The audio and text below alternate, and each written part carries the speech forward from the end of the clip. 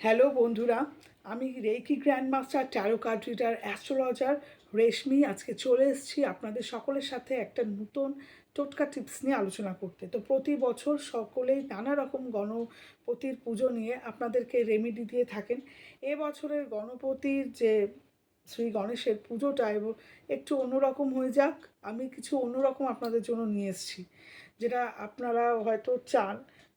আমি আজকে এরকম একটা জিনিস আপনাদের দিতে চাইছি। যে পুজো কী করে করবেন সেটা তো পরের আমি বলে দিচ্ছি, ডেসক্রাইব করছি, কিন্তু পুজোটা এবার কী পারপাসে করবেন এবং কী মন্ত্র চান্ট করবেন সেটাই কিন্তু এবারের মেন থিম থাকছে। তো আপনারা যেটা জেনারেলি করে থাকেন টাকা পয়সার জন্য, প্রসপারিটি অ্যাবান্ডান্সের জন্য আপনারা প্রচুর রেমেডি পেয়ে যাবেন গণেশ পুজো রিলেটেড, আপনারা অলরেডি জানেনও সেটা। কিন্তু আমি যেটা নিয়ে আজকে আপনাদেরকে বলবো সেটা হচ্ছে কি, শ্রী গণেশের আশীর্বাদ নিয়ে আপনারা আপনাদের চারপাশের সমস্ত লোকজনকে কি করে আপনাদের দিকে অ্যাট্রাক্ট করবেন, আপনাদের ঘরে বাইরে সমস্ত লোকেদের সাথে আপনাদের অনেক সময় ঝুট ঝামেলা অশান্তি হয়ে যাচ্ছে, সেখানে কি করে তাদের সাথে রিলেশনশিপ হিল করবেন, কীভাবে আপনারা নিজেদের অরাকে গণপতি দেবতার আশীর্বাদ বা ম্যানিফেস্টেশনের মাধ্যমে ম্যাগনেটিক করে তুলবেন, সেটাই আজকে আমার আলোচনার মূল বিষয়বস্তু। তো ফার্স্টেই আমি খুব ক্লিয়ারলি মন্ত্রটা আগে আপনাদেরকে বলে দিচ্ছি। মন্ত্রটা আপনারা আগে একটা ডায়েরিতে নোট করে নিন।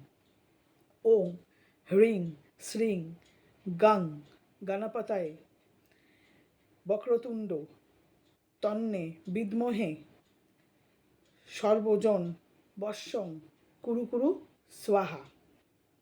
এই মন্ত্রটা আপনারা চান্ট করবেন 11 বার, 21 বার, 108 বার গণেশ ঠাকুরের সামনে। হাতে আপনারা লাল ফুল নেবেন, ঠিক আছে, 7টা দুব্বো ঘাস নেবেন, আপনারা লাড্ডু মোদক যেটাই হোক আপনারা গণেশ ঠাকুরকে অর্পণ করবেন, করে এটাকে কন্টিনিউয়াসলি কিন্তু আপনারা চান্ট করবেন, ঠিক আছে। এবং এর সাথে আরও একটা ছোট্ট ওয়ার্ড আমি বলে দিচ্ছি। হে গণপতি দেবায় ঋদ্ধি সিদ্ধি সহ সর্ব ধনং সর্ব যশং দেহি মে। লাস্টে আপনার চাইলে স্বাহা অ্যাড করে দিতে পারেন, ঠিক আছে। তো এইটা হচ্ছে গিয়ে এই দুটো দিলে পরে কি হবে, আপনারা আকর্ষণ তো পাচ্ছেন, মানিটারি অ্যাবান্ডান্সেরও কিন্তু খুব ভালো চান্টিং আমি দিয়ে দিলাম, মানে টোটাল 2টো চান্টিং দিয়ে দিলাম। এবার প্রসেস আপনারা জানেন, গণেশ ঠাকুর নারকোল তেল খুব ভালোবাসেন, নারকোল তেলের প্রদীপ জ্বেলে দেবেন ওনার সামনে, একটাও জ্বালতে পারেন, 7টাও জ্বালতে পারেন। নারকোল একটা গোটা অর্পণ করে দেবেন, পরে সেটাকে আপনারা কোনো নদীর জলে দিয়ে দিতে পারেন বা মন্দিরে রেখে আসতে পারেন, ঠিক আছে। আর বাকি আপনারা লাল ফুল লাগে, দুব্বো ঘাস লাগে, আপনারা লাড্ডু দেবেন, যা যা আপনারা অর্পণ করতে চাইছেন সেটা করবেন, পুজো করবেন, করে আপনার মনের যেটা মনোবাঞ্ছা আছে, ঠিক আছে, সেটা আপনারা কিন্তু ইঁদুর যে আছে মূষক গণপতি দেবের যে ইঁদুর, তার কানে কানে বলবেন যে আপনাদের কী ইচ্ছা আছে।